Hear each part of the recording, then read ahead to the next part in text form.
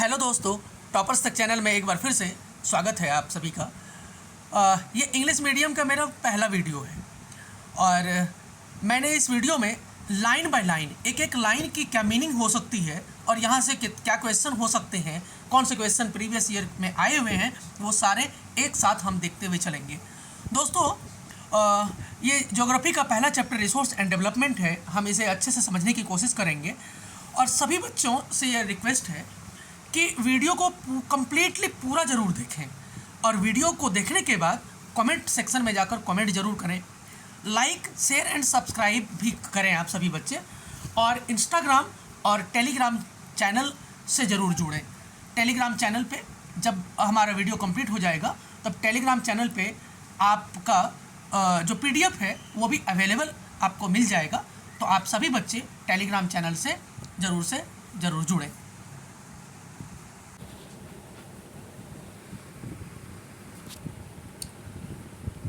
हम सबसे पहले देखते हैं कि रिसोर्स का क्या अर्थ होता है। दोस्तों, हमारे एनवायरनमेंट में जो भी चीज़ें अवेलेबल है और जिस वस्तु का, जिस चीज़ का, जिस थिंग्स का हमें नीड हो, ज़रूरत हो, वो हमारा रिसोर्स कहलाता है। जैसे हमारे चारों ओर जो भी हमें चीज़ दिखाई पड़ रहा है, जैसे हमें क्या दिखाई पड़ रहा है, पहाड़, पर्वत, पंखे, दीवार, जानवर, टेबल, चेयर, घास, कीड़े मकोड़े, ये कोई भी चीज़ हमारा रिसोर्स है। कई बार कहते हैं बच्चे कि सर कीड़े मकोड़े कैसे रिसोर्स हैं।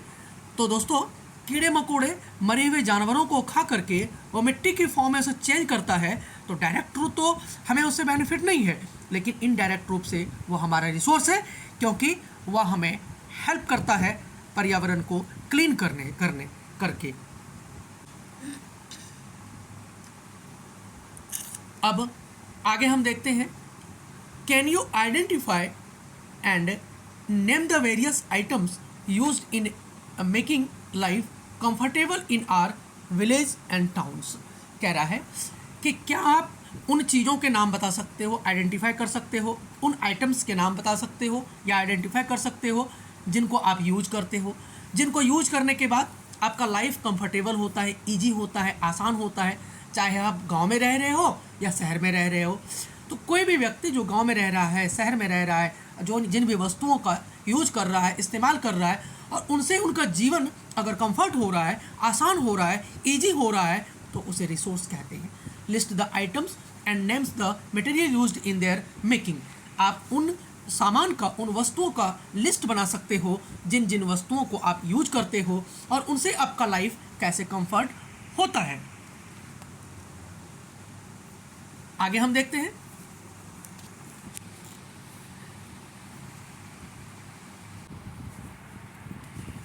एवरीथिंग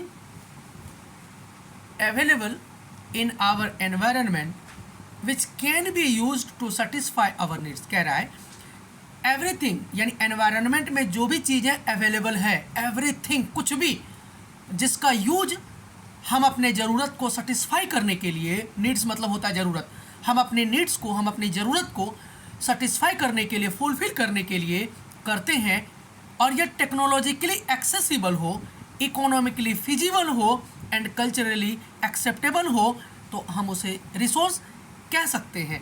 यानी कहने का मतलब ये है कि टेक्नोलॉजी के द्वारा हम किसी चीज़ को बना सकते हों, इकोनॉमिकली यानी इकोनॉमिक का मतलब होता है पैसे से, जिसे हम खरीद सकते हैं, और कल्चरली हमारे सोसाइटी, कल्चरल का मतलब होता है हमारा समाज, सोसाइटी, तो कल्चर के द्वारा, हमारे लोगों के द्वारा जिसे हम यूज कर सकते हैं, एक्सेप्टेबल है, उसे हम रिसोर्स कहते हैं।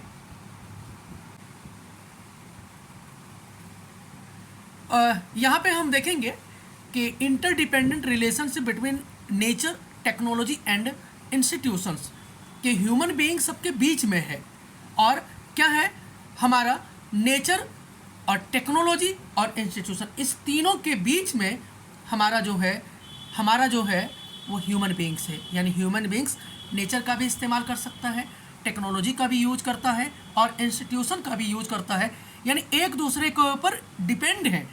यानी ह्यूमन जो है नेचर के ऊपर डिपेंड है, नेचर ह्यूमन के ऊपर डिपेंड है। कैसे? कि इसको थोड़ा डिटेल से यहाँ समझाना पड़ेगा, लेकिन इतना इतना डिटेल आपको यहाँ समझना ज़रूरी नहीं है। टेक्नोलॉजी के ऊपर हम डिपेंड हैं और इंस्टीट्यूशन के ऊपर, संस्था के ऊपर हम डिपेंड हैं, यानी ह्यूमन ही बनाता है और उसका इस्तेमाल भी करता है। तो इस प्रकार जो ह्यूमन बीइंग्स है वो नेचर, टेक्नोलॉजी और इंस्टीट्यूशन के ऊपर इंटरडिपेंडेंट है और आपस में एक दूसरे के साथ इसका रिलेशन भी होता है।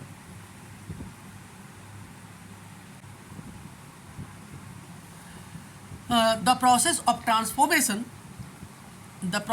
transformation of things available in our environment involves an interdependent relationship between nature, technology and institution। कह रहा है कि the process of transformation of things available in, कोई भी एनवायरनमेंट में जितनी भी थिंग्स, वस्तुएं अवेलेबल है और आपस में एक दूसरे के ऊपर ट्रांसफॉर्म कर ले, उसे चेंज करने के लिए जो भी चीज़ें हम इन्वॉल्व करते हैं, जैसे हम क्या करते हैं, मिट्टी से कोई सामान बनाते हैं, तो हम क्या करते हैं, मिट्टी से ट्रांसफॉर्म करने के लिए कोई ना कोई टेक्नोलॉजी को इन्वॉल्व करते हैं।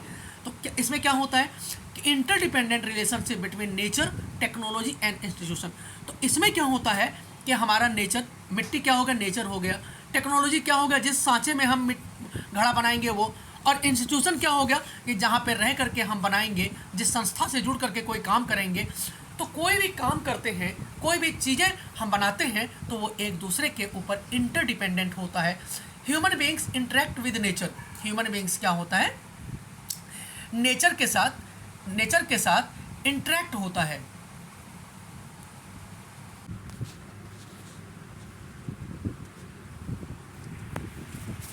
तो human beings interact with nature through technology and create institution to accelerate their economic development. कह रहा है कि ह्यूमन बीइंग्स, ह्यूमन का मतलब है मानव, व्यक्ति, हम लोग। तो ह्यूमन बीइंग्स क्या करता है, नेचर के साथ इंटरेक्ट करता है। इंटरेक्ट करना का मतलब मिलना जुलना। नेचर क्या है, प्रकृति, पेड़ पौधे, मिट्टी, ये पहाड़, पर्वत, झरने, नदियाँ, ये नेचर है हमारा। तो हम लोग क्या करते हैं, इनके साथ इंटरेक्ट करते हैं, मिलते जुलते हैं through technology and create institution. इनके साथ क्या करते हैं, हम टेक्नोलॉजी के थ्रू हम इंटरेक्ट करते हैं, मिलते हैं, और हम लोग टेक्नोलॉजी से कोई संस्था बनाते हैं, एक्सेलरेट देयर इकोनॉमिक डेवलपमेंट। और उसके बाद जब हम थोड़ा अमीर हो जाते हैं, जैसे हमने क्या किया कि नेचर से हमने क्या किया, प्रकृति से लोहा लेकर के, आयरन लेकर के हमने बाइक बनाया, और बाइक बना करके, बाइक किसने बनाए, एक इंस्टीट्यूशन ने, और इंस्टीट्यूशन ने बाइक बना करके क्या किया, समाज मार्केट में बेचा, और उससे हमारे मार्केट का क्या हुआ, डेवलपमेंट हुआ। आज इंडिया जो है बाइक से, कार से, इन सब चीज़ों से डेवलपमेंट कंट्री के रूप में जाना जाता है। तो वही कह रहा है कि हमने नेचर से ले करके, हमने संस्था का सहारा ले करके, हमने टेक्नोलॉजी का सहारा ले करके हमने क्या किया, अपना यूज किया और उससे अपना इकोनॉमिक डेवलपमेंट किया। आगे कह रहा है, do you think that resource are free gifts of nature as it's assumed by many. कह रहे जो रिसोर्स है वह नेचर के द्वारा हमें फ्री गिफ्ट किया गया है। दोस्तों, क्या गिफ्ट किया गया है फ्री, हमें क्या गिफ्ट किया गया है, हमें वाटर फ्री गिफ्ट किया गया है, हमें ऑक्सीजन फ्री गिफ्ट किया गया है, हमें पेड़ पौधे गिफ्ट किया गया है, हमें मिट्टी गिफ्ट किया गया है। यानी दुनिया में जो भी चीज़ें हैं वो हमें नेचर के द्वारा फ्री गिफ्ट किया गया है। नेचर इसके बदले में पैसा नहीं लेता, लेकिन हम लोग नेचर को हार्म करते हैं और उसके बाद उसका खामियाजा हमें ही भुगतना पड़ता है। They are not, resources are a function of human activity. जो रिसोर्सेज होता है वो ह्यूमन एक्टिविटी के द्वारा कार्य किया जाता है, फंक्शन, यानी हम उसका इस्तेमाल करते हैं। जिस तरह इस्तेमाल करेंगे उसी तरह हमारे साथ रिसोर्स जो है घटता और बढ़ता रहता है। Human beings themselves are essential component of resources. Human beings क्या है, हम लोग क्या है, रिसोर्स का इसेंशियल कंपोनेंट है। यानी अगर हम लोग, मानव नहीं रहेगा तो हम लोग रिसोर्स को इस्तेमाल कौन करेगा, रिसोर्स का नाम कौन देगा, रिसोर्स को डेवलपमेंट रिसोर्स कौन बनाएगा।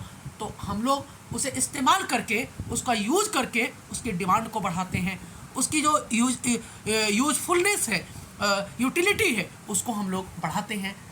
कह रहा है, they transform material available in are environment into resource and use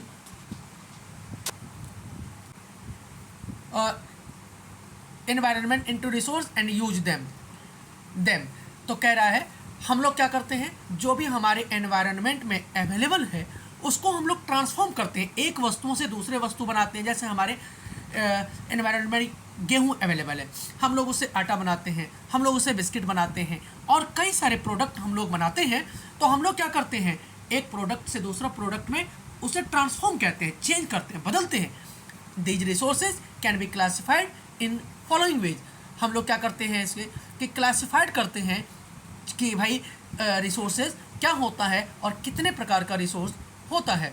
पहला है on the basis of origin. Origin के आधार पर, उत्पत्ति के आधार पर रिसोर्सेज दो प्रकार का होता है, बायोटिक रिसोर्स एंड, हाँ, तो बायोटिक एंड अबायोटिक, यानी जैव संसाधन और अजैव संसाधन। हम लोग आगे देखेंगे कि बायोटिक किसे कहते हैं, अबायोटिक। थोड़ा सा समझ लेते हैं दोस्त। बायोटिक रिसोर्स का मतलब होता है कि जो हमें जीवमंडल से प्राप्त होता है, यानी जिनमें लाइफ होता है, जो चल फिर सकता है, जो अपना भोजन खुद बना सकता है, जो आगे बढ़ सकता है, जो सांस ले सकता है, उसे अबायोटिक और उसे बायोटिक। और अबायोटिक का मतलब होता है अजैव संसाधन, यानी ऐसे संसाधन जो निर्जीव वस्तुओं से बने हुए हों, जिनमें लाइफ नहीं हो, जिनमें जीवन नहीं हो, जो भोजन नहीं कर सकता हो, जो एक जगह स्थिर रहता हो, ऐसे संसाधन को, ऐसे रिसोर्स को अबायोटिक कहते हैं। जैसे चट्टान, जैसे मेटल्स मतलब गोल्ड है, कोयला है, कोई भी मेटल है, तो वो हमारा अबायोटिक रिसोर्स कहलाता है। नेक्स्ट है on the basis of exhaustibility, यानी एग्जॉस्टिबिलिटी का मतलब होता है कि समाप्यता के आधार पर संसाधन। समाप्यता के आधार पर संसाधन का मतलब है संसाधन दो प्रकार का होता है, renewable resource and non renewable resource, यानी नवीकरणीय संसाधन और अनवीकरणीय संसाधन। नवीकरणीय किसे कहते हैं, रिन्यूएबल रिसोर्स किसे कहते हैं, ऐसे संसाधन जो विभिन्न फिजिकल, केमिकल या टेक्नोलॉजिकल मेथड के द्वारा जिसे दोबारा से नया बनाया जा सकता है, न्यू किया जा सकता है, रिन्यू किया जा सकता है, उसे रिन्यूएबल रिसोर्सेज। जैसे वायु है, हवा है, एयर है और वाटर है। हवा को हम हवा से बिजली बना सकते हैं। कितनी भी हवा ख़त्म भी हो जाएगा तो भी हल्का भी अगर चलेगा तो हम रिन्यू कर सकते हैं, और उसे हम लोग एसी के रूप में यूज़ कर रहे हैं, उसे हम कूलर के रूप में इस्तेमाल कर रहे हैं, तो उसे रिन्यूएबल रिसोर्स कहते हैं। नॉन रिन्यूएबल रिसोर्स का मतलब है ऐसे संसाधन जिसका हमने एक बार अगर इस्तेमाल कर लिया, यूज़ कर लिया, तो उसे दोबारा से नहीं बना सकते, यानी ऐसे रिसोर्स जिसको बनने में लाखों करोड़ों वर्ष लग जाता है, उसे नॉन रिन्यूएबल रिसोर्स कहते हैं। जैसे मेटल्स है, जैसे कोयला है, जैसे पेट्रोलियम है, जैसे गोल्ड है, जैसे कोई भी मेटल जो है वो नॉन रिन्यूएबल रिसोर्स है, क्योंकि एक बार अगर इसका इस्तेमाल कर लिया तो उसे बनने में लाखों करोड़ों वर्ष लगता है, उसे नॉन रिन्यूएबल रिसोर्स, अनवीकरणीय संसाधन कहते हैं। और रिन्यूएबल रिसोर्स होता है जिसे ख़त्म हो जाए तो हम दोबारा बना सकते हैं। पानी ख़त्म हो जाएगा, गंदा वाटर होगा और हम उसे 80% तक प्योर कर सकते हैं, और कई बार समुद्र का पानी पीने लायक बनाया भी जा रहा है, ऐसी टेक्नोलॉजी आ गई है। तो इस प्रकार से हमने ये देखा renewable resource and non renewable resource. आगे हम देखते हैं on the basis of ownership. Ownership के आधार पर रिसोर्स 4 टाइप्स का होता है, individual, community resource, national and international resource. Individual resource देखते हैं क्या है। इंडिविजुअल रिसोर्स ऐसे रिसोर्स को कहते हैं जिस रिसोर्स पर केवल किसी एक व्यक्ति या उसके परिवार का अधिकार हो। जैसे मान लिया जाए मेरा घर है, उस पर केवल मेरा अधिकार है। मेरे पास एक बाइक है, उस पर केवल मेरा अधिकार है। मेरे पास एक 4 व्हीलर है, मेरे पास 2 बीघे ज़मीन है, वो मेरा पर्सनल रिसोर्स है, वो मेरा इंडिविजुअल रिसोर्स है, वो मेरा निजी संसाधन है, वो मेरा व्यक्तिगत संसाधन है। ऐसे संसाधन को, ऐसे रिसोर्स को इंडिविजुअल रिसोर्स कहते हैं। दूसरा है कम्युनिटी रिसोर्स। कम्युनिटी रिसोर्स को हिंदी में कहते हैं सामुदायिक संसाधन। कम्युनिटी रिसोर्स का मतलब यह होता है कि ऐसा संसाधन जो एक कम्युनिटी में, एक विलेज में, एक सोसाइटी में रहने वाले हर व्यक्ति का उस रिसोर्स पर इक्वल राइट्स हो, समान अधिकार हो, उसे कम्युनिटी रिसोर्स कहते हैं। जैसे कम्युनिटी रिसोर्स जैसे स्कूल है, स्कूल में अगर कोई स्कूल है तो उसी गांव के, उसी कम्युनिटी के, ये नहीं कह सकते कि केवल इसी जाति के बच्चे इसमें पढ़ेंगे या इसी विलेज में रहने वाले बच्चे पढ़ेंगे। जैसे ग्राउंड है, कोई ग्राउंड है तो उसमें 10, 15, 20, 25 गांव के लोग आकर खेल सकते हैं। कोई ये नहीं कह सकता कि ये मेरे गांव में है इसलिए केवल हमारे गांव के बच्चे खेलेंगे। जैसे रेलवे स्टेशन है, नई दिल्ली रेलवे स्टेशन है, तो नई दिल्ली रेलवे स्टेशन पे केवल ये नहीं कह सकता कि भाई कोई नई दिल्ली का रहने वाला व्यक्ति ही उस पर चढ़ के ट्रेन पर जा सकता, ऐसा नहीं कह सकता। क्यों? कि कम्युनिटी रिसोर्स पर सभी व्यक्ति का इक्वल राइट्स होता है। जैसे हमारे पास में एक गार्डन है, बगीचा है, तो उसमें क्या होता है कि समाज में रहने वाले हर व्यक्ति उसमें आके घूम सकते हैं, अपना एंटरटेनमेंट कर सकते हैं। वो कम्युनिटी रिसोर्स का एग्जाम्पल है। पार्क कम्युनिटी रिसोर्स का एग्जाम्पल है। सड़कें कम्युनिटी रिसोर्स का एग्जाम्पल है। तो नेक्स्ट है national and international. National resource, एक कंट्री के अंदर एक कंट्री के अंदर जो भी रिसोर्स है, एक कंट्री के बॉर्डर एरिया के अंदर जो भी रिसोर्स है वो हमारा नेशनल रिसोर्स है। हमारे नेशनल रिसोर्स में क्या क्या है? हमारे देश के अंदर जितने हमारे इंडिया के अंदर जितने प्लेट्यू हैं, जितने पहाड़ हैं, जितने नदियां हैं, जितने रिसोर्स हैं, वो सारा कम्युनिटी रिसोर्स, वो सारा नेशनल रिसोर्स का एग्जांपल है। जैसे छोटा नागपुर प्लेट्यू के अंदर बहुत सारा रिसोर्स भरा पड़ा है, संसाधन भरा पड़ा है। और छोटा नागपुर प्लेट्यू जो है वो 4 राज्यों में करीब 800 किलोमीटर लंबा चौड़ा है। जैसे झारखंड, छत्तीसगढ़, उड़ीसा, बिहार और वेस्ट बंगाल, इन चारों राज्यों के धरती के अंदर जो भी रिसोर्स पड़ा हुआ है वो नेशनल रिसोर्स है। हाँ, नेशनल के बारे में वही मैंने बताया। अब है इंटरनेशनल। दोस्तों, इंटरनेशनल रिसोर्स का मतलब होता है एक देश के सीमा से, बॉर्डर एरिया से, अगर कोई कंट्री समुद्री एरिया में है तो समुद्र से 300 मील तक, 300 किलोमीटर तक, यानी 200 मील तक वो नेशनल रिसोर्स होता है। उसके बाद जिस रिसोर्स पर किसी कंट्री का अधिकार नहीं है वह इंटरनेशनल रिसोर्स कहलाता है। जैसे जितने समुद्र हैं, जितने ओशन हैं, वो सारा महासागर जो है इंटरनेशनल रिसोर्स के अंतर्गत आता है। यानी किसी भी देश के बॉर्डर एरिया के समुद्र में 200 मील के बाद जो भी रिसोर्स है वह इंटरनेशनल रिसोर्स कहलाता है। इंटरनेशनल रिसोर्स में कोई आइलैंड है, कोई समुद्र है, तो वो सारा इंटरनेशनल रिसोर्स। अब इंटरनेशनल रिसोर्स पर किसका अधिकार होता है? तो दोस्तों, एक अच्छी बात बता दूं, इंटरनेशनल रिसोर्स पर यूएनओ का अधिकार होता है। यूएनओ के बारे में थोड़ा सा 1 मिनट में बता देता हूँ। यूएनओ का full form United Nations Organisation, Hindi में कहते हैं संयुक्त राष्ट्र संघ। इसकी स्थापना 24 अक्टूबर 1945 में हुई थी। क्योंकि कोई भी कंट्री, एक कंट्री दूसरे कंट्री पर कभी भी आक्रमण कर देता था, कभी कब्जा कर लेता था, तो पूरे विश्व के सभी देशों पर कंट्रोल बनाने के लिए एक संस्था, एक इंस्टीट्यूशन की स्थापना किया गया, ताकि कोई भी पावरफुल कंट्री किसी कमज़ोर कंट्री को पर कब्जा ना करे, उसे दबाए और सताए नहीं। इसलिए एक ऐसी संस्था जो पूरे विश्व के सभी देशों पर इक्वल रूप से, समान रूप से उस पर कंट्रोल रखे, इसको बनाने में, पूरे विश्व पर कंट्रोल बनाए रखने के लिए यूएनओ की स्थापना किया गया था। तो यूएनओ ही इंटरनेशनल रिसोर्स की देखभाल करता है। अब नेक्स्ट देखते हैं, on the basis of status of development. विकास के आधार पर, डेवलपमेंट का मतलब है विकास। हम फर्स्ट चैप्टर जब पढ़ेंगे वहाँ इको में, तो वहाँ अच्छे से डिटेल से पढ़ेंगे कि डेवलपमेंट क्या होता है। तो यहाँ हम देखते हैं विकास के स्तर के आधार पर जो रिसोर्स होता है वो 4 प्रकार का होता है, यानी potential resource, developed resource, stock and reserve. Potential resource का मतलब होता है संभावित संसाधन, ऐसे रिसोर्स जो किसी प्रदेश में, जो किसी स्टेट में अवेलेबल है परंतु हम उसका यूज नहीं कर पा रहे हैं, वो पोटेंशियल रिसोर्स है। जैसे गुजरात और राजस्थान में विंड एनर्जी की बहुत ज़्यादा पोटेंशियल है, लेकिन हम उसका अभी यूज नहीं कर रहे हैं, क्योंकि अभी उसका उतना ज़्यादा हमारे लिए यूज नहीं है। जब हमारे पास कोयले से बिजली नहीं बन पाएगा, जब हम पानी से बिजली नहीं बना पाएंगे, तब हम इस संसाधन का, इस रिसोर्स का इस्तेमाल आसानी से कर सकते हैं। ऐसे रिसोर्स को पोटेंशियल रिसोर्स, गुजरात और राजस्थान में विंड एनर्जी की पोटेंशियल है, इसीलिए ऐसे रिसोर्स को पोटेंशियल रिसोर्स। दूसरा है डेवलप्ड रिसोर्स। डेवलप्ड का मतलब है ऐसे संसाधन जिनके उपयोग की क्वालिटी और क्वांटिटी दोनों डिसाइड किया जा चुका है, तो वो डेवलप्ड रिसोर्स है। तीसरा है स्टॉक।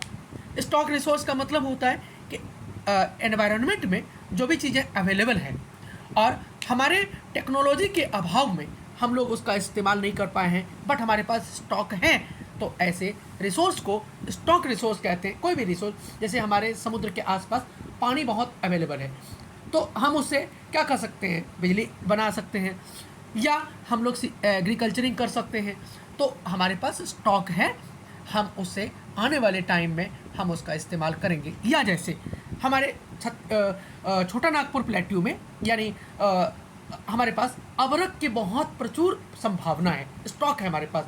आने वाले टाइम में हम शीशे का सामान बना करके करोड़ों रुपये में हम विदेशों में बेच सकते हैं, उसे स्टॉक रिसोर्स कहते हैं। और चौथा है रिजर्व रिसोर्स। रिजर्व को कहते हैं संचित संसाधन। रिजर्व का मतलब होता है कि भाई हम कोई भी संसाधन का इस्तेमाल उतना ही करते हैं और रिजर्व रख के करते हैं, यानी हमारे पास इतना रिजर्व है, इसके बाद हम थोड़ा थोड़ा इस्तेमाल करते हैं, ताकि आने वाले जो पीढ़ियां हैं, आने वाले जो जनरेशन है, इस रिसोर्स का इस्तेमाल करके वो अपना डेवलपमेंट कॉन्टीन्यूअसली जारी रख सकें। तो दोस्तों, वीडियो आपको कैसी लगी, एक बार आप कमेंट में सेक्शन में जा करके ज़रूर कमेंट करेंगे। जो भी इंग्लिश मीडियम के, हिंदी मीडियम के जो भी बच्चे हैं, एक बार ज़रूर पूरा वीडियो ज़रूर देखेंगे। और अगर आपको वीडियो अच्छी लगे तो आप लाइक, शेयर एंड सब्सक्राइब ज़रूर करें दोस्तों।